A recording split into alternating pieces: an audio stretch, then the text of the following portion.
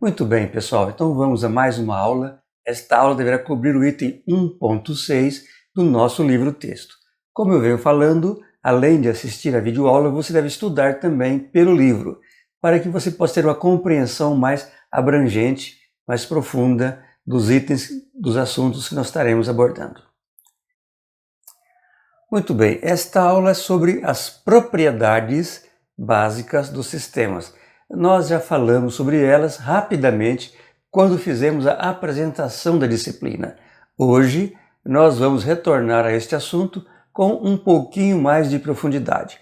Vamos utilizar uma linguagem de sinais, uma linguagem matemática simples, para que você possa entender as operações envolvidas para a compreensão destas propriedades. Bem, inicialmente vamos falar de sistemas com e sem memória. Um sistema é dito sem memória se em qualquer instante de tempo a saída depende apenas da entrada naquele instante. Por exemplo, para um sistema de tempo discreto, y de n é 2 vezes a entrada x de n menos a entrada x de n ao quadrado, tudo isso elevado ao quadrado. Ou para um sistema de tempo contínuo, y de t é igual a r vezes x de t. Aqui poderia ser tensão igual a corrente, resistência vezes corrente. Este é um exemplo, então, de sistema sem memória. O sistema sem memória mais simples que pode existir é o sistema de identidade y de n igual a x de n ou y de t é igual a x de t. Um exemplo de sistema discreto com memória é o sistema acumulador. Nós já mostramos aí em algumas aplicações algo desse tipo. Y de n é a somatória de k igual a menos infinito até n de x de k. Este é um caso de sistema com memória. Outro caso é o sistema atrasador. Y de n é igual a x no instante, ou melhor, na amostra n-1. Para um exemplo de sistema com memória em tempo contínuo, está aqui um capacitor. Y de t é 1 sobre t, integral de menos infinito a t, de x de t dt, ou x de tal de tal. Então, o princípio de um capacitor. Em geral, um sistema com memória ele requer a presença de um mecanismo que guarda informações a respeito de valores de entradas em instantes anteriores além do atual. Bem, agora vamos falar de sistemas inversos ou invertibilidade ou inversibilidade. Um sistema ele é dito invertível ou inversível se entradas distintas produzem saídas distintas. Então, se um sistema é inversível, deve existir um outro sistema que, se for colocado em série com este primeiro sistema, vai produzir como saída a entrada do primeiro sistema. Isso é muito comum, ou é muito utilizado, por exemplo, em sistemas de comunicação. Então imagina um sinal de áudio, sinal analógico, que vai ser transmitido. Ele é codificado, transmitido e depois é decodificado para reproduzir o sinal original. Então aqui está um esqueminha de um sistema inversível, né? Eu tenho a entrada x de n para o sistema 1, a saída vai ser y de n. Se esta saída y de n for colocado como entrada de um sistema inverso a este, a saída será wn, que será o próprio x de n. Então vamos imaginar nesse caso dois sistemas em série. O primeiro sistema, y de t igual a 2xt. A saída y de t vai ser a entrada desse outro sistema. W de t deverá ser necessariamente meio de y de t, para produzir aqui na saída o sinal original x de t. X de t entrando aqui e saindo aqui.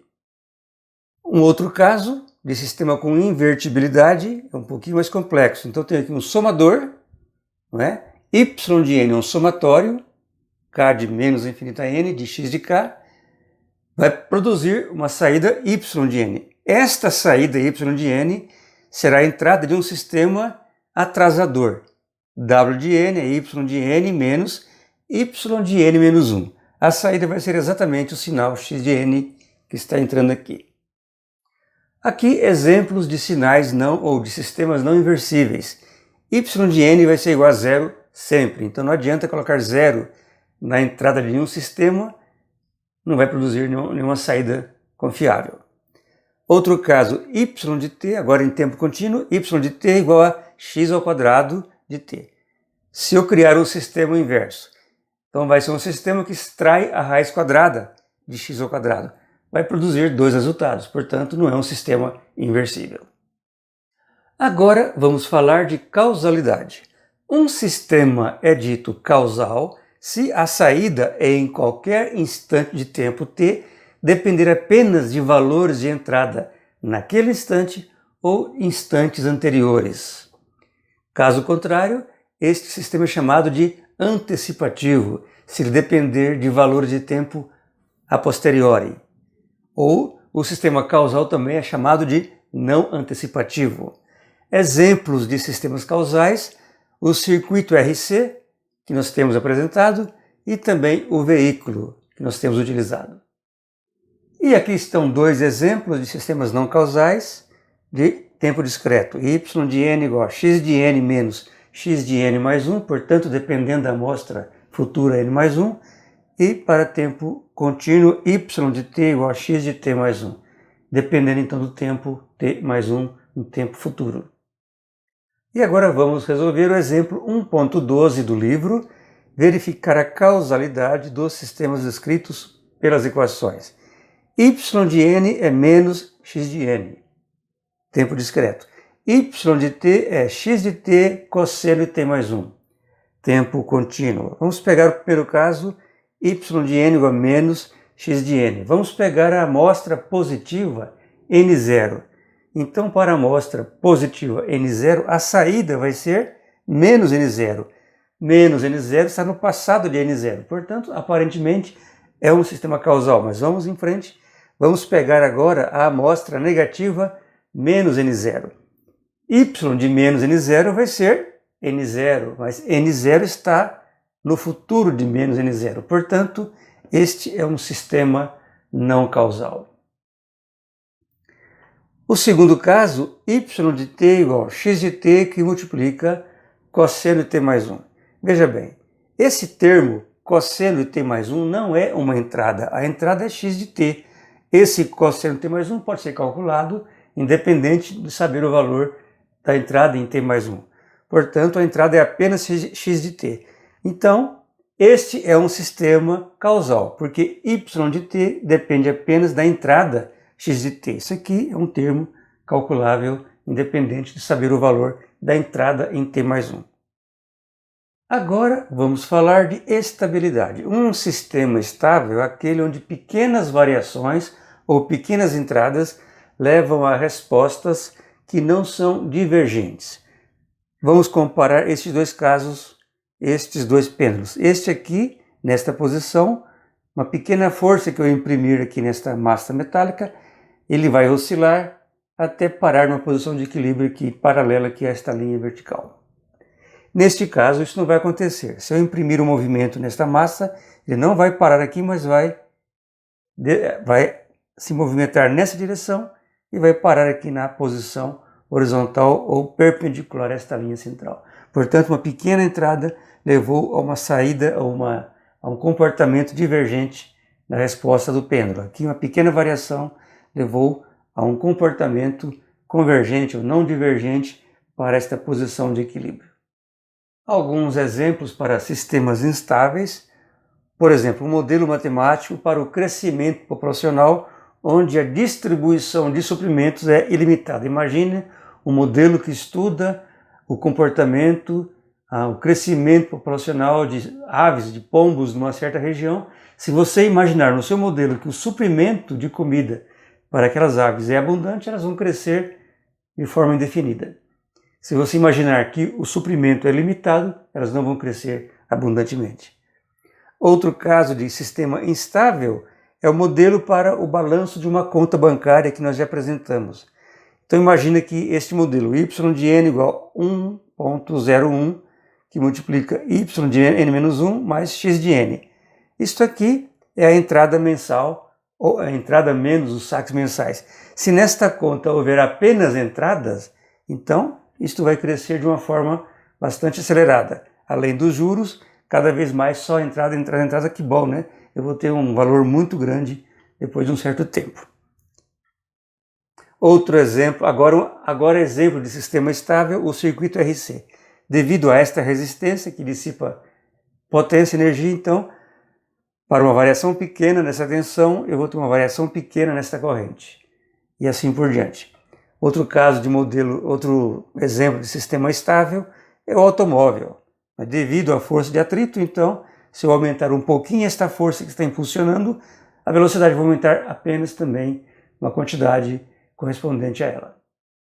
Bem, uma definição que podemos usar para a estabilidade é esta. Se a entrada para um sistema estável é limitada, ou seja, o seu módulo não cresce sem limites, a saída também deve ser limitada.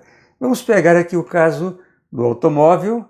Aqui está a equação diferencial que governa o funcionamento desse automóvel, né? F de t é uma força constante aplicada para acelerar o motor. Então, ele vai ser acelerado até um ponto onde a força de impulsão vai se contrabalançar ou vai ser igual à força de atrito. Então, neste caso, a equação fica desse jeito, né? Esse termo desaparece, deixa de haver aceleração, então tenho ρ sobre m vezes a velocidade é 1 sobre m vezes a força. Ou a velocidade é força sobre coeficiente de atrito. Então, se eu aumentar apenas um pouco esta força, a velocidade também aumenta pouco. Aqui um exemplo de sistema estável também. Vamos imaginar um sistema que é descrito por esta equação. Y de n é 1 sobre 2m mais 1, que multiplica um somatório de k de menos n a m de x de n menos k. Bom, vamos supor que a entrada x de n seja limitada a um valor b, ou seja, o máximo que essa entrada pode ser é b. Pode ser menos, mas no máximo b. Então, o valor limitante para essa saída vai ser y de n vai ser 1 sobre 2m mais 1, aqui um somatório de, no máximo, b. Então, vamos colocar b para todos os valores. Então, fica 1 sobre 2m mais 1 vezes b vezes 2m mais 1, portanto, b. Ou seja, a saída y de n é limitada ao valor de b. Portanto, é um sistema estável. Aqui já é um sistema que é descrito pela equação y de n igual a xk, k de menos infinito a n, portanto, é um exemplo de um sistema instável, porque à medida que eu vou aumentando o número de amostras, o valor da saída yn vai aumentando indefinidamente. Portanto, este é um exemplo de sistema instável. Vamos pegar aqui como exemplo que x de k seja a função degrau unitário, então um x de n. Então, aqui eu vou colocando para k igual a 0, eu vou ter o valor do degrau 1, portanto, y de 0 é 1. Para k igual a 1, eu vou ter o 1 em 0 e em 1, então eu vou ter como resposta 2. Para y igual a 2, então eu vou ter o degrau em 0, 1, 2, portanto, o somatório é 3 e assim por diante. À medida que eu aumento aqui o n, vou aumentando indefinidamente também o valor da saída y de n. Portanto, este é um exemplo de sistema instável. Muito bem, um critério simples para verificar a estabilidade de um sistema consiste em encontrar pelo menos uma entrada limitada que produza uma saída ilimitada. Se nós conseguirmos encontrar pelo menos uma entrada limitada que produza uma saída ilimitada, é provado que todo o sistema é considerado instável. Caso isso não seja possível, nós precisamos de alguma maneira usar um método que de uma forma geral prove que o sistema é instável. Então vamos pegar aqui dois casos, dois exemplos. Primeiro, o sistema S1 é y de t é igual a t que multiplica x de t. A entrada é x de t multiplicado pelo seu tempo. S2, y de t é e elevado a x de t. Então aqui no primeiro caso, vamos usar como entrada a entrada constante x de t igual a 1. Não importa o valor de t, a entrada sempre vai valer 1. Então, o sistema S1 fica y de t igual a t. Então, é visível que esse sistema é instável, porque à medida que eu aumento o valor do t, a saída y de t também vai aumentando indefinidamente. Portanto, é um sistema instável. Para o segundo caso, eu tenho y de t igual a e elevado a x de t. Neste caso, não vai ser possível encontrar uma única saída limitada que produza uma... Desculpe, nesse caso não é possível encontrar uma única entrada limitada que produza uma saída ilimitada. Então, vamos fazer o seguinte. Vamos fazer uma verificação ampla, como nós falamos no início dessa explicação. Então, vamos supor que b seja um número inteiro positivo arbitrário e vamos supor que x de t está limitado, então, a um sinal arbitrário b. Portanto, o módulo de x de t é menor que b. Portanto, x de t vai ser maior que menos b, menor que b. Então, y de t, a saída vai ser limitada por e elevado a menos b e e elevado a b. Portanto, está limitando a saída entre estes dois valores, não importa qual seja a entrada. Portanto, nós concluímos que se qualquer entrada para S2 é limitada por este valor positivo b, então estará garantido que a saída será limitada por e elevado a b. Portanto, este sistema S2 é estável. Bom, eu vou encerrar essa videoaula por aqui, porque os dois próximos assuntos são mais extensos. Vamos falar de invariância e linearidade. Então, a próxima aula será dedicada exclusivamente a esses dois pontos. Obrigado por enquanto e até lá.